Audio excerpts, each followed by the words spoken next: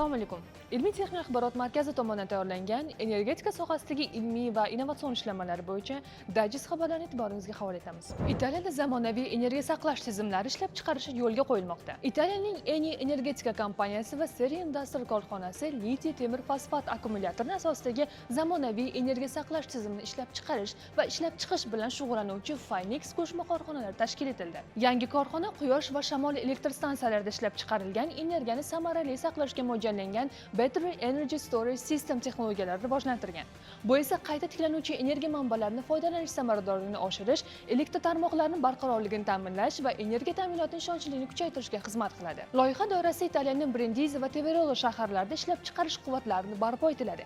2030-yilga qadar 12 gigavat soat quvvatga ega batareyalar ishlab chiqarishga yo'lga qo'yilishi kutilmoqda. Shvetsariyada dunyodagi eng yirik yerosti energiya saqlash tizimi barpo etilmoqda. Shvetsariyaning Flexbase kompaniyasi qayta tiklanuvchi energiya sarfiga mo'ljallangan dunyodagi eng yirik yerosti redoks oqim batareyasidan birini qurmoqda. Loyiha shamol va quyosh elektr stansiyasini ishlab chiqarilgan ortiqcha energiyani to'plab, energiya tarmoqlaridan talab ortganda uni tezkor ravishda uzatishni ta'minlaydi. Laufenburg shahrida bunyod etilayotgan majmuaning energiya sig'imi 2,1 gigavat soat, quvvati esa 1,2 gigavatni tashkil etadi. Mutaxassislarning ta'kidlashicha, tizim elektr tarmog'ida o'zgarishlarga bir necha millisekund ichida javob bera oladi va Yevropa energetika tizimi barqarorligini oshirishga xizmat qiladi. Loyiha qayta tiklanuvchi energiya manbalaridan samarali foydalanishni kengaytirish, elektr ta'minoti ishonchiga erishish hamda elektr saqlash texnologiyalarini rivojlantirishda yo'lda muhim innovatsion yechim sifatida baholanmoqda. Olimlar 4 daqiqada quvvatlanadigan natriy metal batareyasini yaratdi. Xitoy olimlari atigi 4 daqiqada to'liq quvvatlanadigan yangi avlod natriy metal batareyasini ishlab chiqdi. Tadqiqot natijalariga ko'ra, batareya 2000 martadan ortiq zaryadlash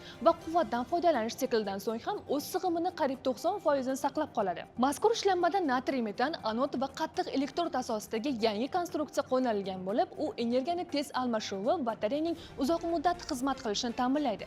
Shu bilan birga natriy zaxiralarining keng tarqalganidan ushbu texnologiya litiy-ion batareyasiga nisbatan iqtisodiy jihatdan istiqbolli muqobil sifatida baholanmoqda. Mutaxassislarning fikricha, yangi batareya elektromobillar, qayta tiklanuvchi energiyani saqlash tizimlari hamda portativ elektron qurilmalar uchun yuqori samaradorlikka ega energiya manbalarini yaratish uchun muhim ahamiyat kasb etadi. Sizlarga qiziqmoqchi bo'lgan xabarlarimiz shulardan iborat edi.